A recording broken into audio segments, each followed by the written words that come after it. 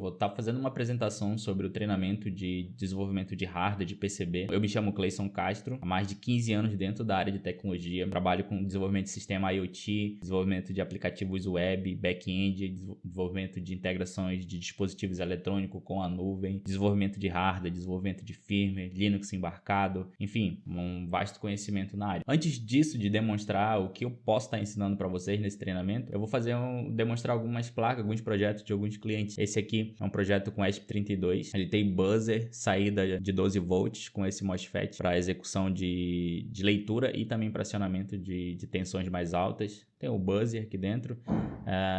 Essa parte de trás da PCB fui eu que desenvolvi. É o que eu vou estar demonstrando para vocês, que é o esquema elétrico aqui de baixo. E esse LCD é da Nextion. E pode ver que a placa ela tem um encaixe perfeito nesse LCD. E esse é um dos requisitos de um bom produto. Tem também essa placa, que é uma placa também com ESP32. Esse aqui é o S3, que é mais potente. USB tipo C para gravar e para deixar ela alimentada. Ela trabalha com áudio, ela vai encaixada dentro do case da Ecodot. Existem uns cases na internet. Eu não posso falar muito sobre a regra de negócio dela, que é uma questão de NDA. Mas aqui a entrada de cartão SD também para gravar os áudios que ela vai estar reproduzindo. Existe essa placa controladora que eu fiz para uma empresa também. Esse aqui era bem interessante. Quando o cliente me procurou, era um projeto de Arduino. E todo o código continua sendo em Arduino, só que é profissional agora. Tu não diz que isso aqui era um protótipo antigamente. Então, é uma placa controladora e ela evoluiu bastante depois de alguns anos. Ela se transformou nessa placa. Continua com os mesmos processadores. Agora não usa mais Arduino, o código do Arduino, por uma questão de royalties, de licença. Mas agora aqui embaixo fica um módulo de Linux embarcado. Aqui vai um computador e esse computador conecta com a placa e pega todas as aquisições de sinais. Aqui dentro entra flats de diferentes tamanhos para leitura de sinais eletrônicos. Então esse foi um dos projetos, tem muitos outros que eu trabalhei, mas esses são os que eu achei mais interessante no momento. Então, o que seria o treinamento? O treinamento, eu vou te pegar do ponto A, que tu tem um projeto, tu tem uma ideia e tu quer transformar ele em produto, uma PCB, uma placa, para que tu possa ganhar dinheiro com isso. Claro que é para isso que a gente está aqui. Então, eu vou te pegar, vou te ensinar todas as técnicas, que existem muitas técnicas simples, mas elas são os diferenciais de mercado para que o teu projeto, a tua placa, ele se torne um projeto bem sucedido. Uma placa bem sucedida não é só uma placa que funciona, tá? Mas é uma placa com baixo custo, manutenção fácil, tempo de produção em mercado. Por exemplo, tu faz um hardware muito bonito, mas ele fica obsoleto, porque os componentes que tu acabou utilizando, eles saíram de mercado. E uma placa fácil instalação. A instalação da placa, do dispositivo, ele é muito importante. Por exemplo, essa placa aqui, ela vai dentro de um espelho, aqueles espelhos de tomada, na caixa da Stack e da Schneider, que são praticamente a mesma coisa, ela encaixa perfeitamente ali dentro. Eu chego, coloco ali dentro e ela encaixa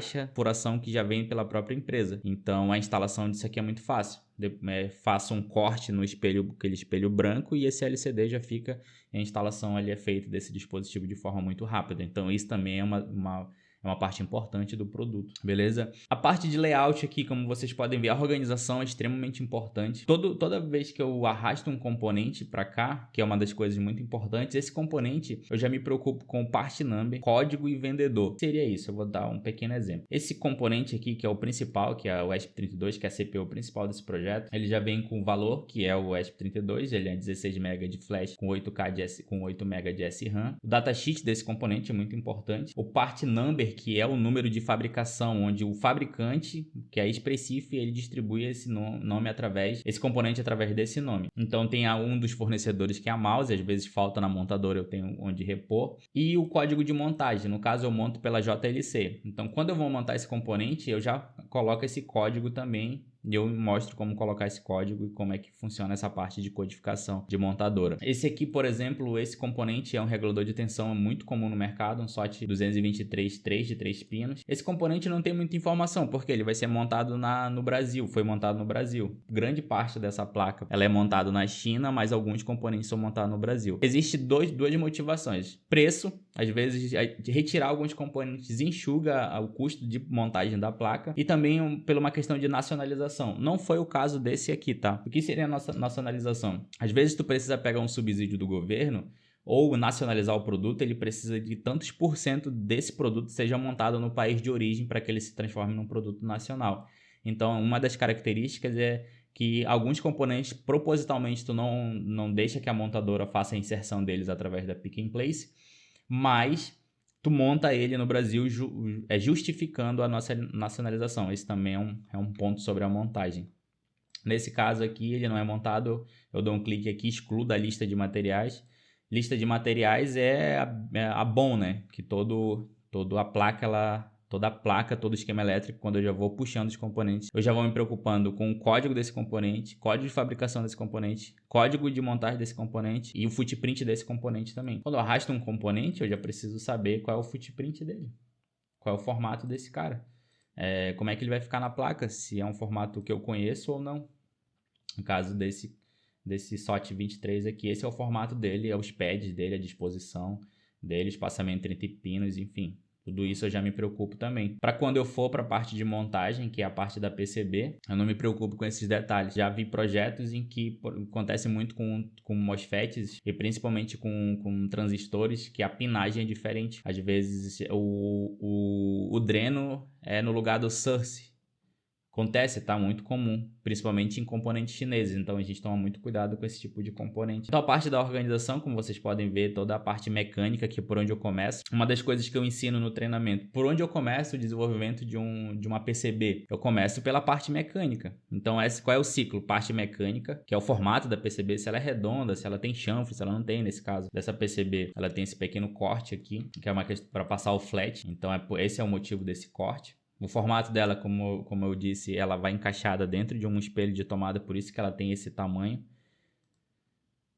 Passamos pelo formato furação, que é onde ela vai encaixada. Então essa placa ela é usada em 2 cenários, tá? Para tu ver o poder da eletrônica da computação. Essa placa ela serve para uma utilidade. Eu não posso falar o que ela faz por uma questão de contrato, mas quando ela é encaixada dentro de um espelho com esse display, ela tem uma finalidade, ela tem um propósito. E quando eu pego esse hardware e encaixo em outro case, que é por isso dessas furações, mudando o código dela e usando esses outros conectores, ela tem outra abordagem, ela tem outro funcionamento, ela se torna outro produto. Esse é o poder da computação junto com a eletrônica. Então, outra coisa... E depois que eu tenho a montagem mecânica, que é a estrutura mecânica, furação é a segunda, e depois a organização dos conectores. Os conectores eu não posso sair colocando de forma aleatória. Por que esses conectores são todos na parte de cima? Porque o chanfro sai por aqui, então a todo o cabeamento ele vai pegar desse chanfro e vai passar pelo furo da tomada. Lembra que todo espelho de tomada, toda tomada, geralmente a encanação, o conduíte vem por cima? Então esse é um dos motivos do chanfro ser desse tamanho e principalmente os conectores serem organizados tudo aqui para cima. Esse outro conector de baixo aqui é o conector para gravação. Por que eu não coloco um conector USB? Porque vai ficar caro. É preferível eu colocar um único conector de gravação, que isso deixa o custo da placa mais barato. Então esse é um dos motivos. Então depois que eu organizo toda a parte de conectores, aí sim eu passo para a parte de roteamento e organização dos componentes. Na parte de roteamento tem muitas etapas que eu preciso tomar cuidado. Uma delas é na parte de componentes PTH. Preciso tomar muito cuidado na parte de PTH, porque se eu for mandar montar essa placa, eu posso ter o perigo de quando a pick and place ela colocar um capacitor, na hora que ela levantar o braço, ela pode arrancar esse conector. E para produções em pequena escala, essas coisas são feitas manualmente. Por exemplo, se tu pedir 5 placas, é feito manualmente. Um chinês, uma chinesa vai lá, alguém da empresa vai fazer isso manualmente. Só que se tu for pedir para fazer larga escala de produções acima de 100, 200, 300, 1000 placas, que é comum, tá? Fazer isso. Então, se isso acontecer, tu vai pagar tempo de esteira. Isso, tu não vai querer fazer isso, porque em dólar é muito mais caro. Então, pessoal, era isso. Então, o treinamento que eu vou dar para vocês não é somente o ensinamento da construção da PCB, mas é toda essa experiência que eu tenho de construção de placas, experiência na construção de produtos, o porquê de cada coisa ela fica em cada lugar. Isso não é aleatório. Num produto, tudo é proposital. Beleza? Então, se ficarem interessados, se gostaram, entre em contato comigo.